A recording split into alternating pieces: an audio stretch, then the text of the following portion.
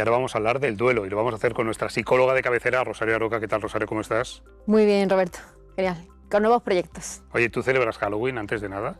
Bueno, más o menos, ¿no? Pero sí, siempre reúne a las amistades, a la familia. Depende cómo veamos la cultura del Día de los Muertos, ¿no? Sí.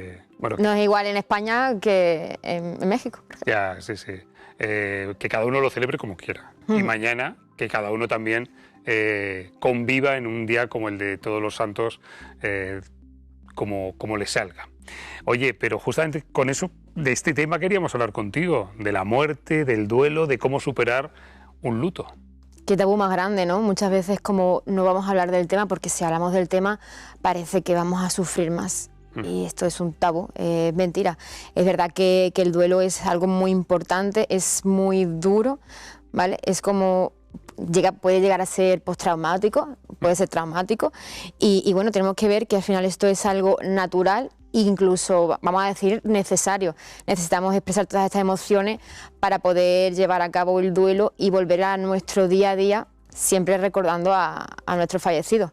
Aunque sí decirte que un duelo no es solo la muerte de un familiar, sino una pérdida. Y puede darse en, me han echado del trabajo, he roto con mi pareja, mi mascota se ha muerto, mi hijo se ha ido a vivir a otro país, por ejemplo, me han imputado una pierna. También. Son pérdidas. Un amigo ha dejado de ser mi amigo, ¿no? Entonces, el duelo realmente en todas estas facetas, en todas estas situaciones, es un duelo y tiene las mismas etapas realmente. Claro. Evidentemente vamos a depender de los factores, del vínculo que tenemos con esa persona o de la situación en la que nos encontramos. Pero vamos a tener en cuenta que al final es una pérdida que significa un periodo de adaptación emocional. O sea, muchas veces hay que saber gestionarlo. La pérdida de una mascota. Hay personas que consideran la pérdida de una mascota algo más importante que la de un familiar. Y sí, es real y no pasa nada, es normal. Claro. Pasa algo con los duelos, con las pérdidas. Me ha gustado mucho la comparación que has hecho, porque es verdad que siempre lo relacionamos con la muerte, pero lo que vas a comentar vale para muchas cosas más. Que tiene algo de contradicción, ¿no? Esa sensación de quiero que se me pase el dolor, pero a la vez es no quiero que se me pase porque lo que estoy sintiendo es por esta persona que he perdido, ¿no? Claro, tenemos como dos facetas. Una, quiero que se pase esto ya, quiero estar bien porque estoy sufriendo, me ha hecho daño. Y por otra parte está la idea de no quiero que se me pase, porque muchas veces lo que necesitamos es demostrar que esta persona me importaba, que estoy mal. Entonces hay como una dicotomía, ¿no? Quiero que se me pase porque me está doliendo, pero por otro lado no quiero que el recuerdo de esta persona se vaya, entonces quiero seguir sufriendo de alguna manera. Muchas veces no lo vamos a entender, pero en nuestro inconsciente está esa idea de no quiero estar bien de repente, porque va a aparecer, va a significar que ya no me importa esta persona o que no estoy sufriendo por ella, porque hay aquí un tabú muy grande. Parece que mientras más expreso que estoy sufriendo, parece que soy más buena persona con la persona fallecida, ¿no? Parece que me importa más y que la quiero más. Y estamos súper equivocados. O sea que es natural esa contradicción. Sí, puede pasar. Muchos pacientes pasan, muchas personas pasa. Vale. Que al principio quiero que se me quite el dolor, pero luego cuando me doy cuenta de que estoy haciendo mi vida normal y estoy en mi rutina, me siento incluso mal. Es decir, no está esta persona, no estoy triste, no estoy sufriendo y estoy disfrutando un día cuando esta persona no está, ¿no? Qué paradoja más grande. Sí, sí, es una sensación que yo creo que muchos hemos tenido al vivir un luto. Oye, es verdad que los lutos, los duelos tienen unas fases, ¿no? Y además muy marcadas, por las que solemos pasar casi todos, ¿no? Sí, hay etapas, pero vamos a tener en cuenta que las etapas no son secuenciales, es decir, no hay un orden, son desordenadas y no hay un nivel, no hay un momento en el que yo esté mejor, un momento peor, es decir, esto es totalmente libre. Hay personas que pueden tardar años en pasar ese duelo, hay personas que no saben pasarlo y que no lo pasan, y hay personas que quizás en su día a día empiecen a tener una rutina pues a los meses y no pasa nada. Hay que dar tiempo, hay que dar libertad y sobre todo no juzgar. Cuidado con esas personas que dicen al familiar de fallecido: es que no pasas página, tienes que estar bien, no llores, haz otras cosas. Cuidado, vamos a dar aquí, como te decía, libertad y vamos a entender. Vamos a entender a la otra persona, vamos a apoyar, pero no vamos a intentar que cambie o que de repente se encuentre bien. porque entonces vamos a reprimir sus emociones y claro, y puede que el duelo se bloquee, ¿no? Hay unas cosillas de que se puede bloquear, puede ser complicado y puede ser que no sepa cómo salir de él porque me están diciendo que tengo que estar bien. Entonces, esto no pasa. Es otra contradicción que pasa en el duelo, ¿no? Esa gente que se acerca con la mejor voluntad y te dice, venga, ánimo, que tienes que estar bien, y dices tú, pues es que no me apetece nada estar bien, ¿no? Aquí va a ser muy importante vivirla desde la perspectiva de las emociones. Es decir, si necesito estar triste, si necesito llorar, vamos a llorar todo lo posible porque va a ser sano, es algo natural.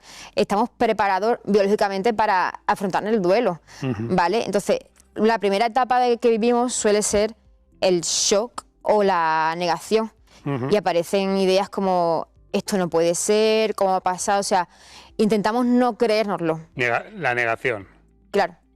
Esto no ha pasado, esto es mentira. Y muchas veces, dependiendo de la persona, ¿vale?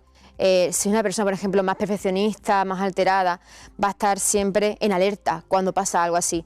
Si una persona, por ejemplo, es más tímida, ¿vale? La persona se suele bloquear, porque no sabe expresar, porque se calla y se bloquea. Entonces, el shock puede durar más tiempo o menos tiempo. También te digo, existe un preduelo. Si esa persona, por ejemplo, está enferma, sabemos que va a morir, sabemos que está... Te puedes ir preparando, ¿no? Claro, hay un preduelo y quizás el shock, ese shock es más corto. No quiere decir que duela menos, pero el shock es más corto. Cuando es un accidente, cuando hay una catástrofe, el shock puede durar muchísimo más tiempo. Y ahí quizás sí que se necesite ayuda terapéutica. Vale. La primera fase, la negación. Creo que me tengo que ir a publicidad en nada. Repasamos el resto de fases. Me gustaría que me hablases también de las complicaciones, cuando el luto se convierte en patológico, que lo hemos vivido. Yo creo que todo el mundo conoce casos en su entorno o en su familia de personas que no terminan de superar el duelo. Y luego te voy a hacer la pregunta del millón. ¿Qué hacemos los demás y qué hacemos si estamos en esa situación, ¿no? En esa situación. Pues ¿Te parece bien? Estupendo. Vale. Pues en un momento seguimos hablando del duelo, del luto. Mañana es el Día de Todos los Santos, mañana es el Día de los Muertos y lo hacemos con Rosario Aroca, que es nuestra psicóloga de cabecera. Y después de la publicidad, en 2 minutos, ¿a quién llegó la hora?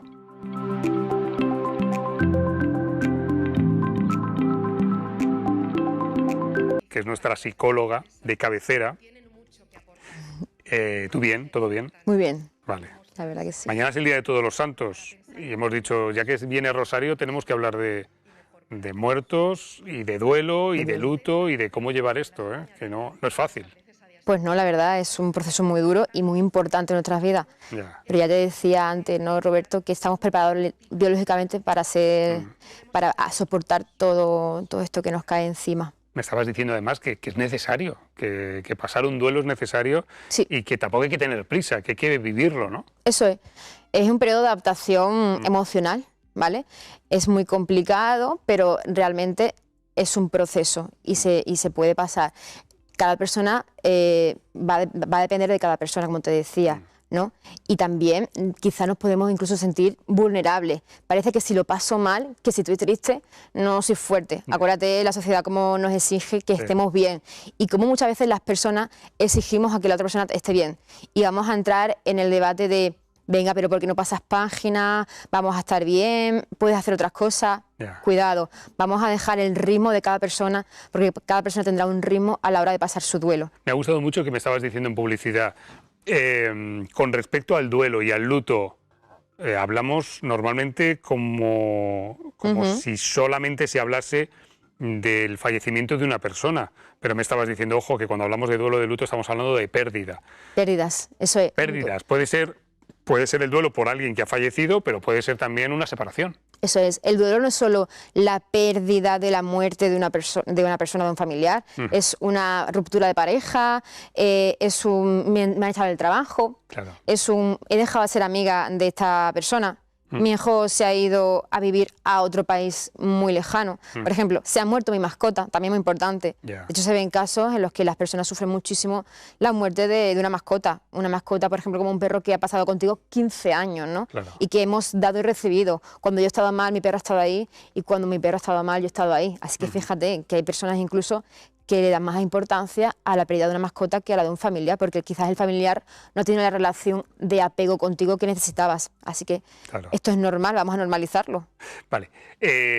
Las etapas del duelo, que siempre como que cuando lees sobre esto están como muy marcadas, pero también me dices, ojo, que cada uno vive las etapas de manera distinta, no hay que vivirlas por orden tampoco. Nada, las etapas no son secuenciales, son desordenadas, puede ser más o menos fuertes, ¿vale? Y depende de cada persona, como decíamos, ¿no? La primera etapa que se ha definido, porque son definidas, la hemos definido para intentar entender cómo el proceso pasa en cada persona, ¿no? La primera etapa es el shock o negación. La negación. Y es que no me lo creo. Y aparecen ideas como, esto no puede ser, es imposible, ¿por qué ha pasado? Y no. Y depende mucho también de la situación en la que estemos. Como te decía, ¿no? El shock puede ser más corto o más largo. Si la persona, por ejemplo, ya estaba enferma anteriormente, hay un preduelo. Mi cuerpo, mi emoción ya se está preparando para ese momento. Evidentemente duele muchísimo, ambos duelen. Y luego está el shock que de repente no me esperaba. Que hay un accidente, que hay una catástrofe, y puede ser el shock muchísimo más largo y quedarnos bloqueados durante más tiempo. Vale. Primera etapa del duelo o del luto, la negación. ¿La segunda? La segunda es la rabia, el enfado. Esto no puede ser, porque ha pasado esto, es imposible que pase, ¿vale? Y aquí muchas veces aparece también lo que es la sensación o el sentimiento de culpa. Podría haber hecho yo otra cosa, podría haber hecho yo algo más, porque no hice esto en ese momento. O haber estado con esa persona más tiempo. Te culpas contigo mismo un montón y te enfadas contigo mismo. Yo tendría que haber hecho otra cosa antes, podría haber hecho yo algo más. Vale. Negación. Enfado, rabia. Tercera fase del duelo. La negociación. Aquí empiezas un poco a intentar razonar. ¿Qué hubiera pasado si yo hubiera hecho otra cosa? ¿Qué hubiera ocurrido si no hubiera ido a ese lugar? ¿O qué hubiera pasado si hubiera ido yo en lugar de él? Y intentas, ahí tu emoción intenta entender o intenta aceptar un poco, ¿vale? Pero no siempre pasa. Es como un diálogo contigo mismo, ¿no? Sí. Una vez que te desbloqueas de la negación y de la rabia, empiezas a negociar un poco. Preguntas. Venga, vamos a preguntarnos, vamos a intentar estabilizarnos, ¿vale? Vale. Y luego, Roberto, viene la etapa más larga y quizá más costosa y complicada, que es la tristeza, la pena. Esto no puede ser, ¿vale? Y me siento triste. Cuidado también, te digo, ¿no?, con la gente con la que nos relacionamos. Aquí te repito, no puedes estar triste, no llores, ya está bien. Ese tipo de consejos que la gente da con muy buena voluntad, pero que no... ¿Vale? Eso de, venga, va, ponte bien. Cuidado con juzgar, claro, cuidado con juzgar cómo la persona se encuentra. Como te decía, esto es totalmente libre y cada persona necesitará el tiempo que necesite, ¿vale? Es importante. Muchas veces tiene que pasar un tiempo, siempre decimos que al menos un año, que no hay un tiempo definido, ¿vale? Claro. Que esto es algo que hemos puesto, porque no hay nada teórico, no hay nada concreto. Un año, ¿por qué? Porque tenemos que pasar momentos especiales, es decir, la Navidad, un cumpleaños, mi cumpleaños, ese día especial que nos conocimos, ese día en el que nació nuestra hija, o sea, todo tenemos que pasar ese círculo. No tiene que ser, venga, en 7 meses voy a estar bien, en 5. No. Hay que vivir todos esos momentos especiales que vivíamos con esa persona. Interesante lo que dices de que se cumpla un ciclo de un año para pasar todos esos momentos. Oye, y los apoyos. Pienso en la familia, pienso en los creyentes, en la religión, en la idea de Dios. Muchas veces, aparte de la religión, la persona que sufre piensa que está molestando porque está en la queja. No he dormido bien, me siento triste, me acuerdo de tal. Estoy deprimida. Y muchas veces me siento mal cuando expreso mis emociones desagradables. Y hay que expresarlas, porque si no empezamos a tener un peligro que es el callarnos. Y empiezo a callarme porque no quiero molestar a nadie. Y entonces ahí va a haber un bloqueo. Ya no puedo avanzar si me quiero callar. Porque, como decíamos, es muy importante expresar y vivir estas etapas desde las emociones, no desde el comportamiento, desde lo que ven los demás sobre mí. ¿Vale? Entonces tengo que expresar. Vale. ¿Y si el luto se convierte en patológico? Esas personas que vemos que no consiguen superar la muerte de un ser querido, por ejemplo. Hay complicaciones, ¿no? Puede haber un duelo que está bloqueado. ¿Por qué? Porque no salgo de la negación. Me quedo en la primera fase. Esto no puede ser y no puede ser. ¿Por qué? Porque no soy capaz de expresar dolor, porque no quiero, como decíamos, que me vean mal. Y me quedo en la negación, no me lo acabo de creer. Y luego hay un duelo que es complicado, que es el duelo en el que empezamos a consumir drogas, alcohol, todo para sanar y para evitar. Y ahí es como estamos evitando otra vez. Y luego yo creo que uno de los más importantes, creo que más complicado, es el patológico, ¿no? Cuando ya la persona no es capaz de asumir sus responsabilidades, no es capaz de tener apego hacia los demás o una vida social completa. Ahí es cuando los demás tienen que darse cuenta de que esta persona no es capaz de tener sus responsabilidades y de tener sus contactos y pedir ayuda, invitarla a que pida ayuda, a que acuda a terapia, a que le ayuden a expresar, a gestionar sus emociones, porque muchas veces ya no sabíamos de antes expresar mis emociones, pues imagínate ahora sí que me voy a callar. Así que ese duelo patológico hay que sanarlo. Vale, y la última pregunta, ¿qué hacemos? Bueno, la última etapa sería la aceptación y la reconciliación. Es cuando yo me quedo con las cosas, con las mejores cosas que recuerdo de esa persona. Porque ya te digo, cuidado con siempre estar en la tristeza, en qué mal, qué mal, qué mal. También hay que recordar a la persona por su humor, por las cosas que hacía, por sus anécdotas. O sea, es decir, hablar de esa persona. Muchas veces como, no, cállate, no hables del tema.